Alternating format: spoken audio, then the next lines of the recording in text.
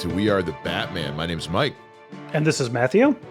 And today we're just throwing it. We're brainstorming. This is a brainstorming episode because a lot of times we come on here and it's news, or we're pitching a script or a story for something, and it's amazing and it's awesome. Today we're just kind of brainstorming and throwing some ideas at the wall, talking about DC characters we'd like to see in a live action film that we have not yet.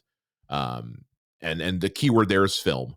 Because if we said just film and TV, well, the CW took away everybody. So they everybody but Batman, everybody but Batman. So we're as is always the case. yeah. So we're because Gotham sure as hell doesn't count. That's that last frame of the last episode. Woof. Anyway, Matt, how are you? I'm doing good, man. I'm looking forward to this. This is one of those episodes I think I pitched feels like 2 years ago. Which is crazy when you consider we've only been doing the show a couple months. So it's amazing you have that kind of foresight. It's just how I am. But yes, it's just like every time we recorded, I'm like, all right, we're gonna do this one, right? And you're like, no, I ain't got time. Or they're like, hey, are we gonna do this one or that one? You're like, we have to do that one because I have this. I'm like, ah. Yeah. So yeah. What happens, kids, is Matt comes up with like 5 or 6 episode ideas, and they're all fantastic. And then I never have any goddamn time to do any of them. Well, because the news, we just react to what it is. We can do it off the cuff. But this, you have to do research and try and find out. Because what are we doing? Do we want me to say or do you want to say? You have done such a great job at this point. But just you go right ahead. So what we did is with James Gunn doing so many different things with the DC universe and the films, we decided to kind of go off on a little tangent and think of 3-ish characters that have never gotten the live action treatment that we would like James Gunn to play with. And we even came up with some casting ideas. Now I think if memory serves, I said 3-ish because one of mine is a twofer. But you even have more than just a 3. Is that correct? I do, but I only have 3 cast. Okay. So let's go with the casted ones. Yeah, those are the ones I'm going to roll with. And you know how much I struggle with casting. So the fact that I was able to cast 3 of these is honestly kind of astonishing. But one of them I've had cast for a long time, and that one's I'm going to save till the end. One of them I cast on this show in a way, and I'm going to bring that up at some point too. And the other one I cast for this, and then I forgot to write it down. I got done writing it down like a minute before we started recording. So we're yeah, I think one of mine you know about, but you don't know the casting. One of them I feel like is a moderate cheat, and then the other one is I think going to catch a lot of people off guard. But we'll see what happens. Okay. So you want to start? You want me to start? I'll start this one. Let's do it.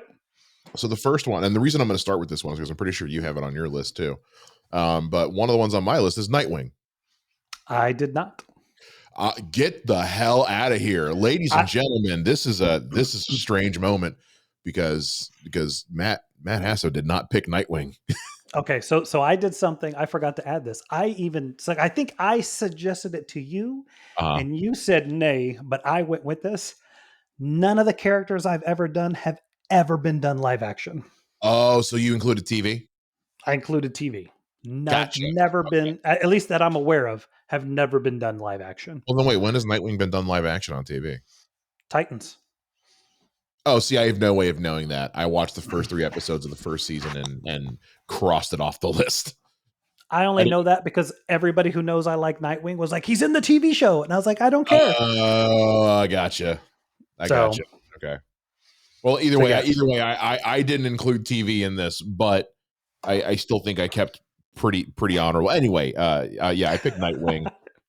It's a good pick. Good pick. It's a damn good pick. Like the fact that we've had this many Batmans and this many years of Batman content, and one live action Robin. We've had one live action Robin who dropped the name Nightwing as a throwaway gag in Batman Forever. but then they made his suit kind of look like Nightwing in the next. It's Nightwing has, as far as I'm concerned, the character of Nightwing in live action has never existed on film, and I think it's crazy that that's even true. Yeah. I know that there was a Nightwing project being worked on for a long time that eventually evolved into Titans, which is upsetting. But yeah, it's I can't believe that. And who knows, had the Snyderverse ever actually come to fruition like Zack Snyder planned, who knows what would have been in the realm of possibilities, considering his Batman was, like a 20+ year veteran. Who knows? It's crazy to me that like Yeah. Nightwing, Dick Grayson, we did a whole episode about whether or not you can make Dick Grayson work in live action. And I think we both said yes, you have to just take some liberties with it. I think Dick Grayson's origin as written is hard to do, but and for my casting, I cheated and pulled from the one I ultimately went with on that episode, which was Asa Butterfield. Okay. No, I think it's he was a good pick. I think I said Austin Butler from the Elvis movie. I think, like we've said before. Do what? Yeah, you did. Yeah. I think just to be brief, like the thing with Nightwing, Dick Grayson is you have to have his time as Robin. And it's hard to tell that story without telling Batman. And once you get Batman, nobody cares about anything else. It's hard. It's a hard story to tell, as is. But yeah, but it's criminal. I mean, just when you think about just the prominence of Nightwing as a character, and how for a lot of people, aside from Batman, he's their favorite member of the Bat family. Like when it was announced that Nightwing was going to be in season 3 of Harley Quinn, it was life changing, and it was so freaking funny too. So it's the fact that it hasn't happened yet is it's just kind of it's almost like really we really haven't wow, okay. So yeah, that's where I'm at with that one. So Nightwing, I picked that one first because I figured it would be on yours, but you never cease to surprise me with things, Matthew Hasso. Yeah, I like challenging even myself. Plus the fact that we dedicated a whole episode, I was like, let's talk about some different stuff. So it's also why I'm kind of just glossing over. It's like it's Nightwing, guys. Of course we do. Yeah. And for me at this point, the reason I think I picked him was just because it's kind of ridiculous that I have to. He shouldn't be an option for this list. Yeah. Exactly. All right, what's your first one? Okay, my first one is the one that I told you about before, and that's Aztec. Yeah, I remember you telling me about him. It's a deep, deep dive. He has been in I think 30 seconds of the Justice League Unlimited show. So he hasn't gotten any kind of airplay that I'm aware of. Someone said he was in something else, but I can't remember what he was in. But I was a big fan of the comic when it came out. I bought and read the entire series. It got cut short because it just wasn't selling very well. But he just was a really cool character. He had a really cool look. And he was the thing I liked about him is this is mid to the late 90s.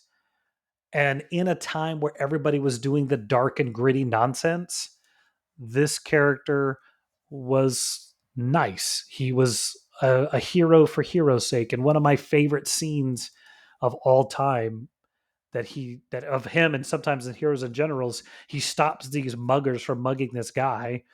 And he's like, what are you guys doing? And they're like, well, we have to eat. And he pulls out his wallet and gives them all of his money. And then they leave. And the guy who they were robbing is like, what did you do? Why didn't you stop them? And he's like, well, this will stop them for a week or two. And the guy was like, but you gave him all your money. And he's like, I'll just eat lunch at home for the rest of the week.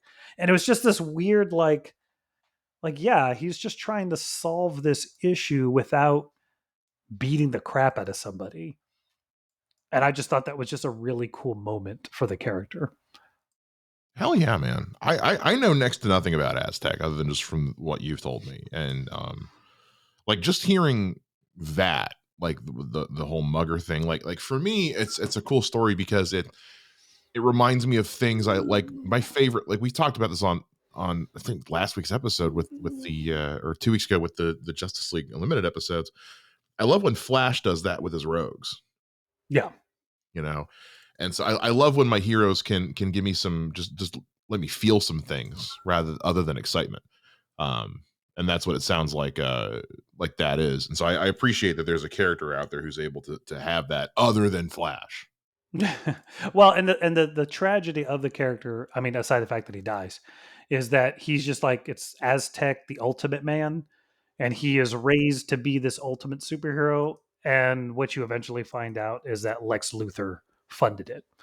And it's like Uh, Lex Luthor trying to create his own hero. But it was a really cool series. I really like the look of him, gold and white. You don't think would work, but his costume works perfectly, even though he has this weird helmet. And then I forgot to send you the picture, but we were at Six Flags the Monday before Christmas, and I always forget that the Six Flags in San Antonio has a Aztec hot dog bar. oh, that's Is fantastic. it a hot dog bar or a drink bar or something? So I meant to send you the picture and I haven't yet. So I'm going to send that to you here in a little bit. It's delightful. You'll love to see it. You'll love to Uh, see it.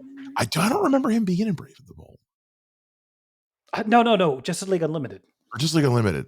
It's the episode where Lex Luthor escapes, and he's the one that scans the wall that says there's a temporal anomaly here. This is where he went. Like it's like a minute. If you blink, you miss him. I was gonna say, okay, I guess I got to go back and watch that episode again. I have no memory of that whatsoever, and I've watched that show so many times. Yeah. Okay. Anyway, all right, cool.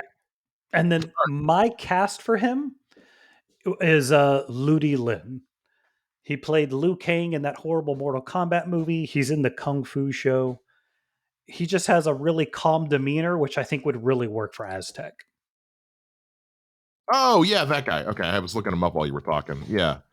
Yeah. Oh yeah. Okay. Because he was in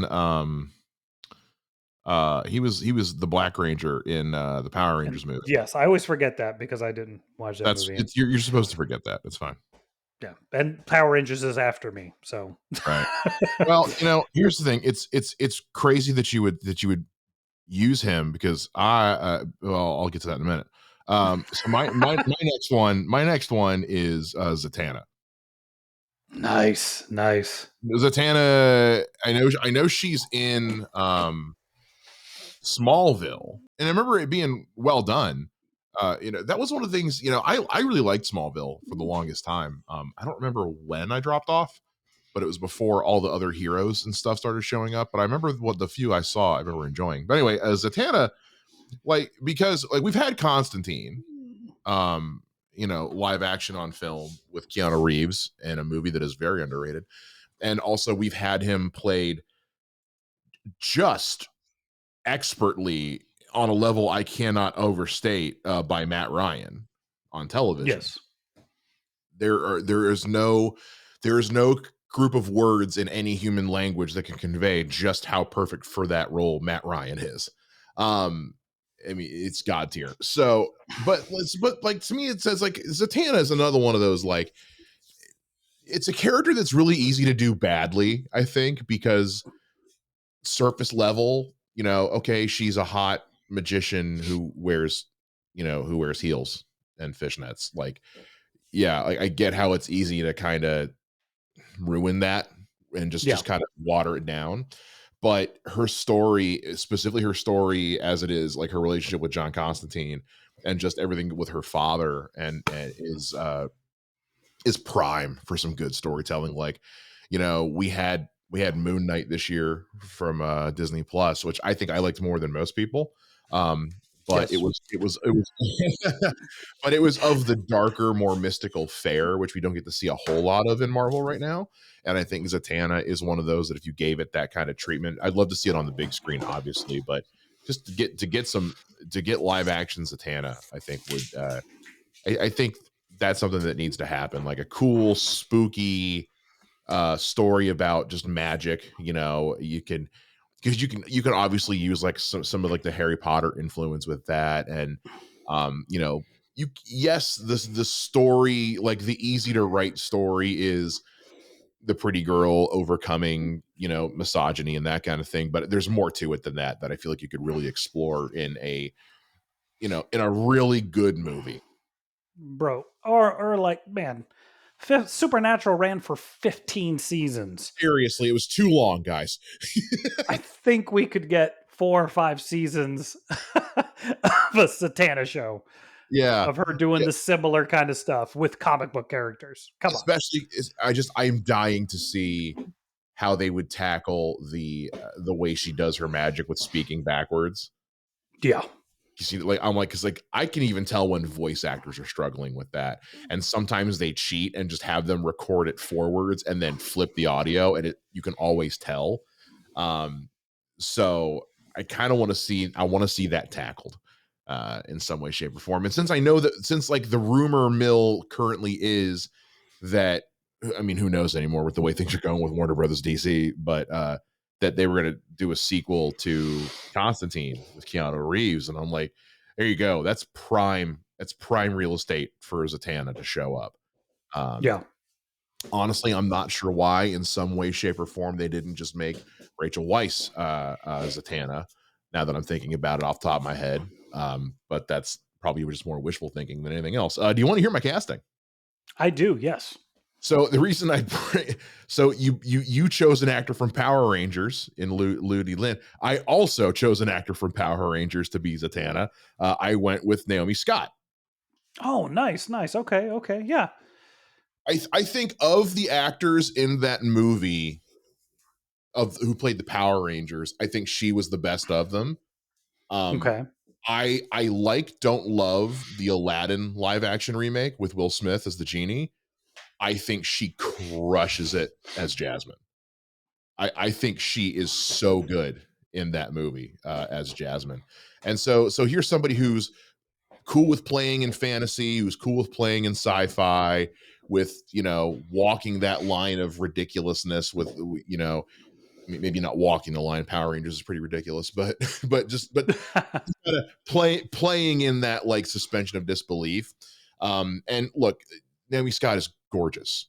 She's beautiful, and that is a part of Zatanna's thing, is that like that is something she's had to kind of live with, is like she looks good and doesn't get taken seriously. That's written into the character. So Naomi Scott's a beautiful woman. I think she could totally pull that off.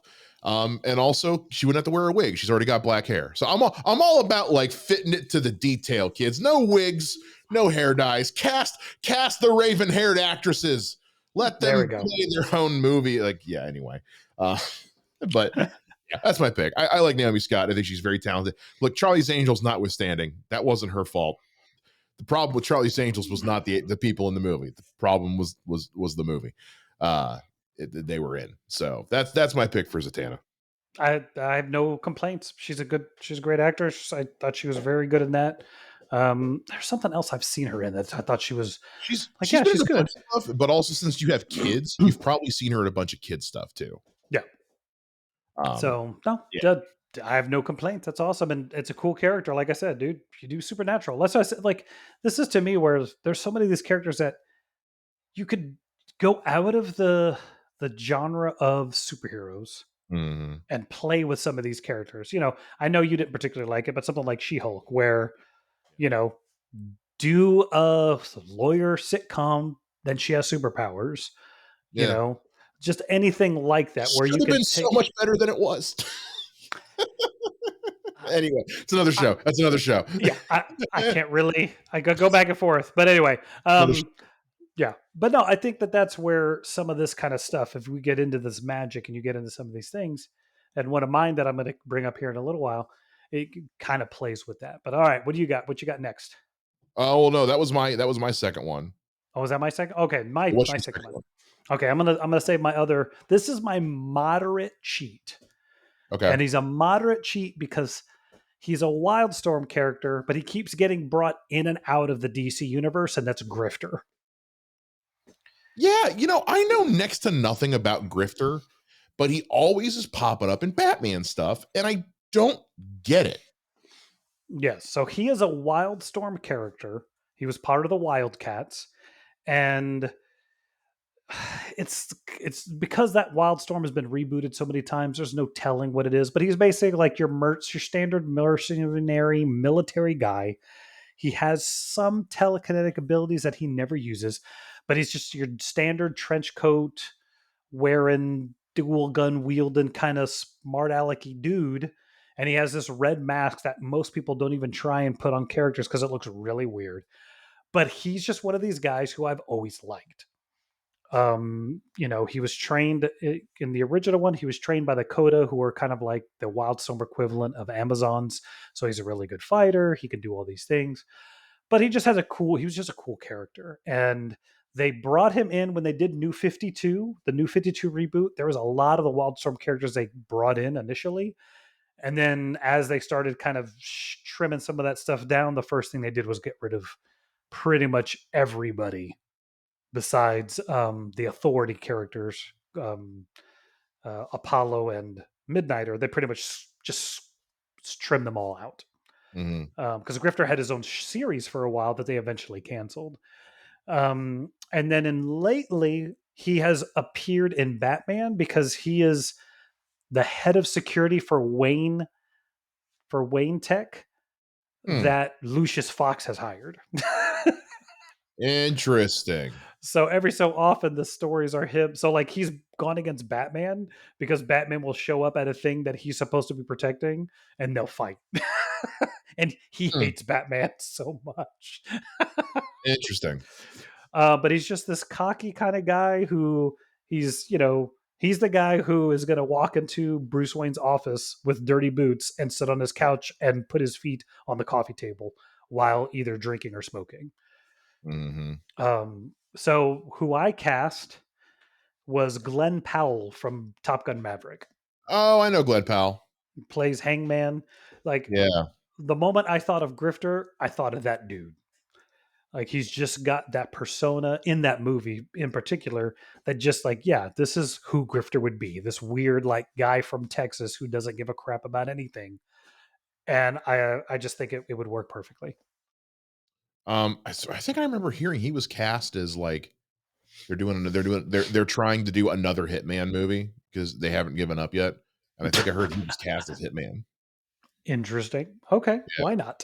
Yeah, I see. It's I haven't seen Top Gun Maverick, but like I remember him from being in like I know he was in he played John Glenn in Hidden Figures. Okay, did you see that? I don't know if you saw that. I never saw that one. No. Very good movie. Yeah, but that's the thing I remember last time seeing him in. Yeah, I haven't seen Top Gun Maverick yet. I just whatever. Yeah, Grifter's one of those characters who like I remember in the I don't know if it was in the comic or not, but I know it's in the animated movie of he's in Flashpoint. Flashpoint Paradox. And there's this moment he has with Batman that I think was going for a joke, but I'm not sure the writers understood their own joke. Because he says to Thomas Wayne Batman, like, you should team up sometime, and he goes, oh yeah, Batman and Grifter, the boy idiot, that'll really work. And I was like, are they what's that tone? What are they trying to insinuate with that? Like, Grifter's not a version of Robin. He's not, by all accounts, it's not like that's Dick Grayson turned like what is that tone, Batman? I don't know. Thomas Wayne's a prick. He is. It felt like the writers, again, I don't remember if this is in the comic or not, but if in the movie, it felt like the writers were trying to like, because it's an Elseworld story, so it's like you make a reference to something from the story that we know. It's it's ironic. It felt like they were making like an ironic reference at them teaming up before. I'm like, they haven't. I love that movie. It's the one time in the movie where I just go, that could not have been the one they decided to go with. That tell me that was a mistake. That was a different take that went in by mistake, and they just like, I don't know. It's always that line has always stuck with me ever since I watched the movie, because I'm like, I know nothing about Grifter, but seriously, like, what is that line? It keeps me up at night, Matt. Dude, he had one of the best deaths in that movie. So there's a lot of good deaths in that movie. Yeah, he like brain panned somebody as he's brain panned himself. It was fantastic. Oof. Yeah. It's a great movie. It's actually, I think it's one of the better. I think it's one of the best animated ones they did. Um, Well, that's another episode. that's another episode. That's another episode. We're making them as we go, guys. There we go. I like We it. have no plan for this show, no plan whatsoever. We just to quote the Joker, we just do things. Yeah, Um, yeah, no, and I like Glenn Powell. He's a good pick. Yeah, I to say he's a good pick is I'm going off just his acting ability. I don't know if I could say he's a good pick for Grifter because I don't know the character as well as yeah, you do. But yeah. I trust. If you read one issue of him and with Batman in the Batman comic, and then go watch Top Gun Maverick, it's like, oh yeah, there it is. I got you. Okay. One of these days, I honestly, I can't even get through the original Top Gun. And that's another episode. So I, no. it's just not my thing. Like, I don't think it's bad. It's just not my cup of tea. But I get it. Bro, in retrospect, there's a lot of well, we can't talk about it. I'll tell you about it later. All right, let's continue. All What's right. your number So, 3? yeah. So my last one is it's a character I want to see that allegedly we're gonna be seeing, but I'll believe it when I see it. And that is Clayface. Of course. I should have known. I didn't do I any villains. I almost I was trying to cast a different character and then I got stuck on this one. This is the one that I'm a little weird about talking about because so I as you guys may have guessed or as we've probably talked about on the show is Matt and I love to write. I do a lot of writing in my spare time. I've written a lot of just kind of like dream spec scripts and drafts for just movies I'd like to see that are by no means like anything I'm ever going to send out, but just ideas that I have I'd like to see. And one of those was I had an idea for a Batman horror movie with Clayface as the villain because Clayface is a very scary villain when you really think about it. Like, and I don't even just mean scary like in the design, like just the concept of Clayface. It's like Clayface could be the screwdriver on my desk right now and I wouldn't know it. Like that's terrifying. It could be the mailman. It's so the I want to see that. I want to see like a Batman style horror movie, the kind of creepy body horror, uh, you know, don't know who you can trust from one minute to the next because of who they're going to be. Idea with Clayface, I think, is just it's just prime, especially with Pattinson's Batman because of Yeah. the level of mystery and intrigue and spookiness that we're getting with his. I think would be great if Batman 2 was a Clayface movie and we're seeing the same level of detective work, but he's trying to track down somebody who can hide in plain sight. That's cool. I'm into that. I honestly, and the thing is, Matt, I have no idea what your thoughts on Clayface are, to be honest with you. I think he's a really cool character that seems to usually be played for comedy. Like they don't really get into some of the horror that you could really get into. Like I think the 4th season, the Batman New Adventures, did 2 amazingly creepy stories about Clayface. Yeah, with the The little girl. with the little girl where you just like she doesn't really exist. It was just she forgot, and you're just like that's just horrifying to think Yeah, about that. And there's I can't remember what the heck the movie's called. Good night. It was with John Goodman and Denzel Washington. One of his back before he really became Denzel Washington. He was doing a lot of these cheese movies, and it was about like a demon who he was. fallen. You're There we talking go. about Yes, fallen. where he keeps jumping from body to body, and you're just like, you have no idea who this guy Yeah, is, where he's gone. Donald Sutherland's in it, Yes, and yes. Gandolfini. Yeah, And like that is what I think about Clayface is like, yeah, the moment he's out of your line of sight, you don't know where he is. yeah, Like you're done. It doesn't matter. He can turn the corner, you come around the corner, he could be any of the 7 people there or the floor. yeah. You know, The blue mailbox on the corner, yeah. the fire hydrant. You don't know. Yeah, and that's where I think, you could really get into some interesting things with that character, especially, you look at something like, T2, where, 25, 30 years ago, we could do that stuff. I can't Yeah, even imagine what you could do now with him. I But yeah, can. It's not good. but no, I think that the idea of him being a different person every moment or multiple people at the same time. Like, can you imagine fighting somebody who can turn into three people while you're fighting them, Oh, all with his abilities? Like, there's no getting out of that, you know. So yeah, and it's also this, you know, how do you also hurt him? You can't shoot him, you can't cut him. You know, some explosions might disperse him, but you're not going to be able to stop him. yeah, So no, I think he is a horrifying character that I have rarely seen them like lean into what he could be. yeah. And because like I really like Feet of Clay, the two-parter from the Bruce Timm series. I think Ron Perlman does a great job voicing him too, because it's Ron Perlman. Yeah. But ultimately, Clayface is a character because he can be kind of silly. Like on paper, the idea of it is a little silly. Um, that being said, but like again, like so, I know you haven't played the Arkham game. So in Arkham Asylum, you don't fight Clayface, but you do stumble upon him. You find his cell. You never see him in Clayface form, but every time you turn around, you hear a sound that he morphs into another person begging to be let out of the cell. Like Oh, at one point, jeez. he turns into the Warden. He turns into Commissioner Gordon. He turns into I forget who the other person is. Um, but in Arkham City, he's the final boss fight in the game, Mm. and it is stressful.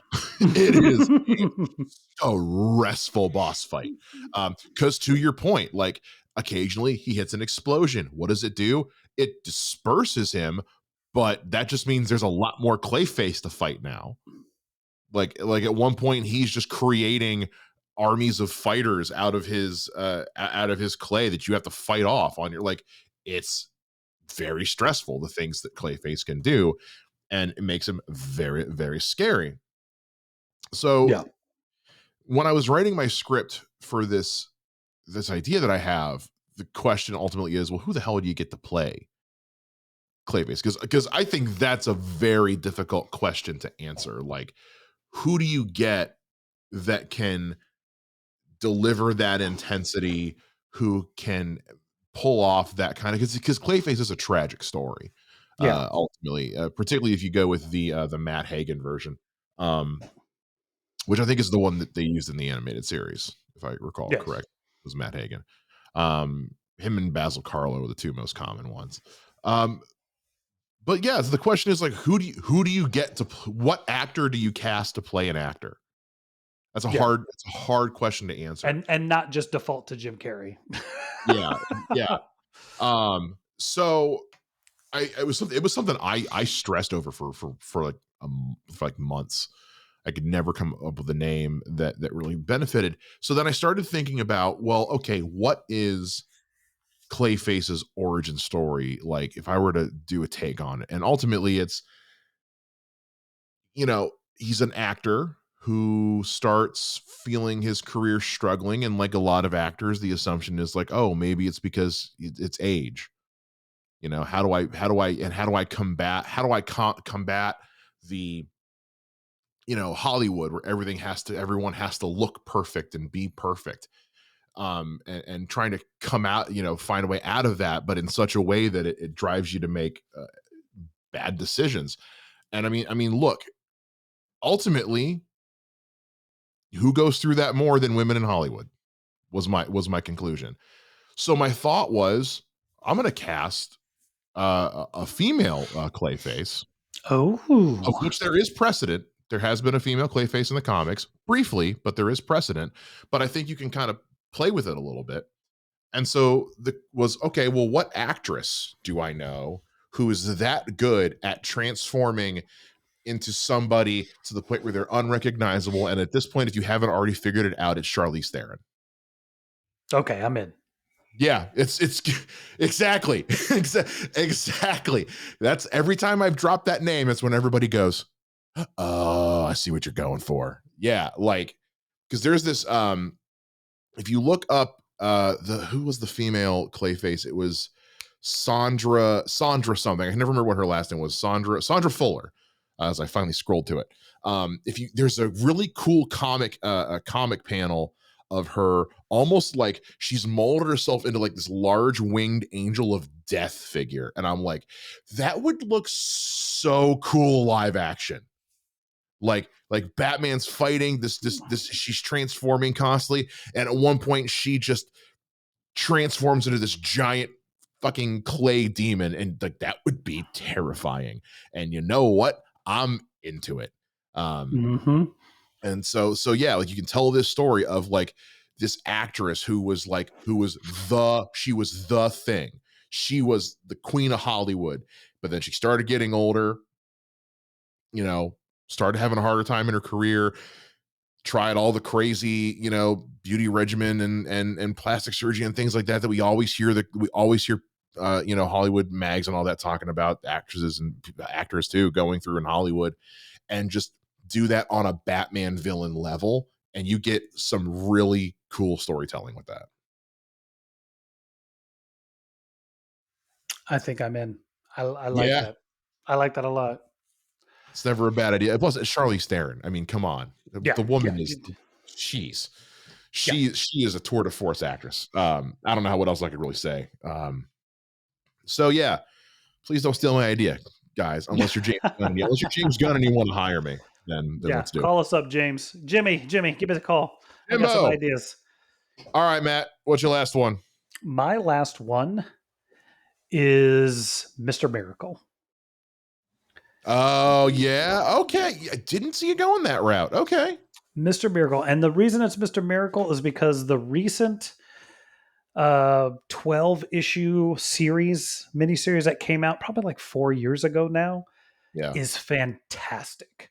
Okay. It is him dealing with mental psychosis over what has happened to him in his life. I don't know if you know much about Mr. Miracle, Scott Free, or what the whole story is behind him. No. So, you know who Orion is, correct? Yeah. Yeah. Yeah. Okay. So, Orion is actually biologically Darkseid's son. Right. Right. Yeah. And Mr. Miracle is biologically Allfather's son.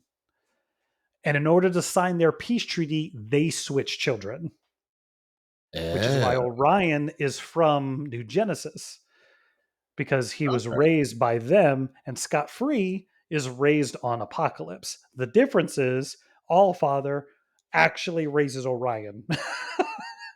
And Oh. Darkseid grabs this baby and gives it to Nanny Goodness and says, I don't ever want to see this thing again.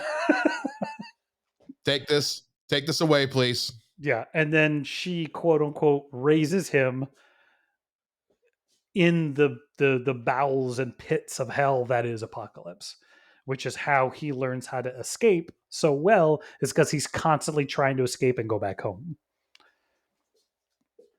Okay. So blah blah blah yakety schmackety. That's why he's Mr. Miracle, why he's the escape artist extraordinaire. And then when he pardon me, and this storyline picks up from the moment of his suicide.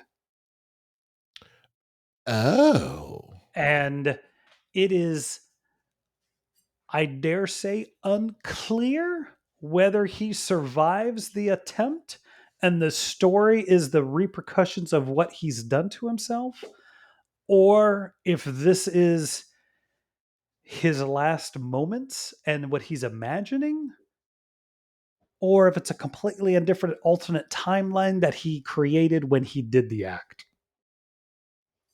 And the Huh. problem is the writer and the artist, I don't believe, have officially said which one it is. Oh, really? Now, don't super quote me on that, but I think if you ask Tom King or Mitch Gerrards, they don't say. And if you remember any of the videos we've done, that's the poster that's on the wall of my office, is the Yeah. Yeah. poster Yeah. of that comic. It's a 12 issue comic. The thing that is creepy and awesome about the comic is that every single page of the comic is separated into 9 panels. Oh, okay. So it's all Okay. 9 panels, every single page, all the action. It's fantastic. It's weird. And it's just like half the time, it's like, okay, maybe it is in his head. Half the time, it's not in his head. And that weird thing they did in the WandaVision show where things would go bzz and they would glitch, Yeah. like there's some serious shade that was thrown by Tom King and Mitch Gerrards at Marvel because that happens all through that comic. Oh. Well, to be fair, they didn't create that concept. I mean, yes and no. Like, But I've yes, seen that in so many things, but yeah, that's fine. yeah. It's very similar to what they, but it's a fantastic kind of exploration of who he really is, what the repercussions of the things that he does. Look, I never thought Darkseid being served a fruit and vegetable basket and watching him eat a carrot for a page as he dipped it in ranch would be absolutely hilarious. But here we are. And to just see him do the dip, munch, munch, munch, and then he double dips. And I'm like, a villain would double dip, just like he wouldn't wash his hands. Because he's evil. Evil. But I picked somebody who I thought could play this perfectly as far as like heroic and athletic, but also tragic and deep and blah blah yakety schmaggety. Andrew Garfield. Excellent. Excellent choice. Absolutely excellent. I love Like, Andrew Garfield so much. Excellent, excellent, excellent. I just think he could do it so well. And then because it's Mr. Miracle, he is synonymous for being with Big Barda. And the problem is you can't find an actress who's taller than Andrew Garfield. That's true. And I just kept thinking about who has the deadpan, but can be kind of humorous, but is attractive, but is this and that. And the one I kept circling back to was Aubrey Plaza. Oh, interesting. That is a hard. Bart is a hard character to cast, like without casting an athlete. Yeah, When you really think about it, that I love Aubrey Plaza. I don't hate that idea. I don't love it. I don't hate it. yeah. I literally looked and looked and looked, and I was like, the problem is that Big Barda is supposed to be taller and then There's him. reason big is in her name. Yeah, and there's just like there's nobody now. Whether you want to play with lifts or whatever, but I just thought like I could see her doing the deadpan, and especially like I said, if you haven't read that book, go read it. People listening, if you have not read the Mister Miracle 12 issue series from I think it's like 2018 or something, 2017, Something like read it. that. Yeah. It is so good, so creepy, so weird. I remember being halfway through it and thinking like, "Oh, I know exactly what's happening," and then literally the next issue killed it. Yeah. So it's just crazy enough to be fun. But no, that was my guy because I was just like dude, something that like I said, I went through this list of like, everyone wants to be pull, some of the vigilante characters or the cooler looking characters or characters that have been cartoons and other. I was like, no, I want to do something really different, and that's why Mr. Miracle's who I grabbed. Mr. Miracle is one of those characters that's like I always forget about him, and then he pops up in something, and I'm like, oh yeah, I do like him. Yeah. Why do I always forget I like him? He's one of those guys who's been around and been interesting every time he shows up. When he was in uh, the Justice League series for a while, he was hilarious. The episode that he shows up in Justice League Unlimited, voiced by Ewan Grufford, is fantastic. Yeah, So yeah, definitely, definitely. it's funny because Barda's in one of my favorite animated movies they did, which was the one with Supergirl Yeah, when they yeah, go to Apocalypse. Barda's in that. Mr. Miracle's nowhere to be seen. correct. So, but yeah, because we've been wanting New God stuff for a long time. I know at one point Ava DuVernay was supposed to be working on a New Gods movie, but then she did Wrinkle in Time, which bombed hard, and that kind of went away. And James Gunn has said that they're working on Elseworlds and New God stuff. So I'm into it. New Gods, that whole world, when you think about that being helmed by the guy that did Guardians of the Galaxy, kind of just makes you giddy. I mean, it's you can now his storyline. is deep in the farther down the line history, but I could also see a Mr. Miracle movie being the perfect gateway into that because he is so, like I said, he's the opposite of Orion. Like Yeah. Orion got all the good stuff, and Mr. Miracle got literally thrown into a pit. Yeah. Literally. Yeah, take this from me. I never want to see it again. It's like, Take this away, please. Just yeah, in the other room. I don't want to put it in the other room. yeah, I'm into it. Well, cool, yeah. man. I want to see all of these. I want to see every single one of these. Like, seriously. Yeah. There's so many, like God bless Brave and the Bold for incorporating literally every DC character. Literally all of between Brave and the Bold and Justice League Unlimited, those two shows have had every DC character. The Metal Men were in Brave and the Woof. Bold and had a heroic deaths. I mean, it's just insane. Brave and the Bold made me like Buona Beast. Yeah. That's supposed to be impossible. So yeah, make these all, make all of these. If anybody steals my Clayface idea, I'm going to do something not nice. Just don't do that, please. Unless you're James Gunn and you want me to help you make it, in which case, Yeah. yes, James, anything for you. I'm into all these. This was fun. And you know, we're recording this a couple weeks out, so hopefully this episode was not plagued by some news at the top of it, which will like discount anything we have to say. Like, I don't know, we'll see. But yeah, other than that, I want to let you guys know also, probably should have said this up at the top. I'll probably edit something at the top of it as well. We've got a little something special that I put together. We have basically a website now. Yes. You guys can go check out. You can go to podpage.com/wearethebatman. And that is a Podpage is a really cool. If you have a podcast, this is not sponsored. I'm just bragging about this. Podpage is a great way to make a website for your podcast. Highly recommend it, even for free. The free version, you still get a lot. And through that website, you guys can contact us. You can drop us comments, criticisms, concerns, questions. You can rate our podcast on the website, as well as if you rate our podcast on Apple Podcasts, which you totally should. Those will also show up on the website. You can even leave us voicemails, which is kind of a cool feature, which we can play. So all that stuff is over there. So if you guys do want to get in touch with us and throw some more stuff at us, head on over to our website, podpage.com/wearethebatman. Where else can they find us, Matthew? They can hit me up on Facebook at www.facebook.com/group/fanboy junction with the K. If you got anything to say about the podcast, drop a comment over there. We'll definitely hit you up and respond and talk and have a good time about it. We love hearing from you guys. And as always, you can find me on Twitter at Mr. Mike Shea. And you can hit me on Twitter at Mr. J Ninja.